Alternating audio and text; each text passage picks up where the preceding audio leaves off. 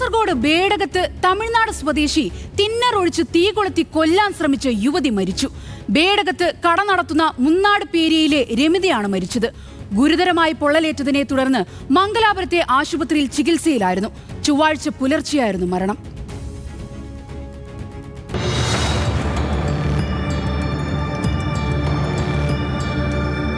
ഈ മാസം 8-നാണ് തമിഴ്നാട് സ്വദേശിയായ രാമാമൃതം രമിതയെ കടയ്ക്കുള്ളിലിട്ട് തിന്നറൊഴിച്ച് തീ കൊളുത്തിയത്. തീ കത്തുന്നത് കണ്ട സമീപവാസികൾ ഉടൻ പ്രതിയെ പിടികൂടുകയും രമിതയെ ആശുപത്രിയിൽ എത്തിക്കുകയുമായിരുന്നു. രമിതയുടെ കടയ്ക്ക് സമീപം ഫർണിച്ചർ കട നടത്തുന്നയാളാണ് രാമാമൃതം.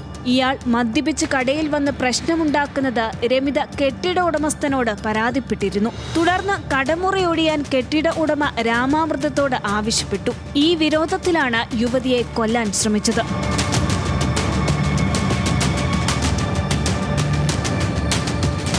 കടമുറിയിൽ ഇരിക്കുകയായിരുന്ന രമിതയ്ക്ക് നേരെ രാമാമൃതം കുപ്പിയിൽ കരുതിയ തിന്നറൊഴിച്ച് തീ കൊളുത്തുകയായിരുന്നു. പൊള്ളലേറ്റ് അത്യാസന്ന നിലയിലായ യുവതിയെ കാഞ്ഞങ്ങാട് ജില്ലാ ആശുപത്രിയിലും പിന്നീട് മംഗലാപുരത്തെ സ്വകാര്യ ആശുപത്രിയിലും പ്രവേശിപ്പിച്ചു. താൻ മദ്യലഹരിയിലായിരുന്നുവെന്നും പെട്ടെന്നുണ്ടായ പ്രകോപനമാണ് ആക്രമണത്തിലേക്ക് നയിച്ചതെന്നും രാമാമൃതം മൊഴി നൽകി.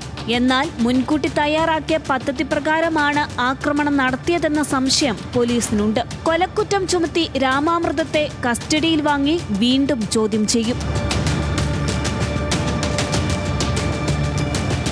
ന്യൂസ് മലയാളം, കാസർഗോഡ്.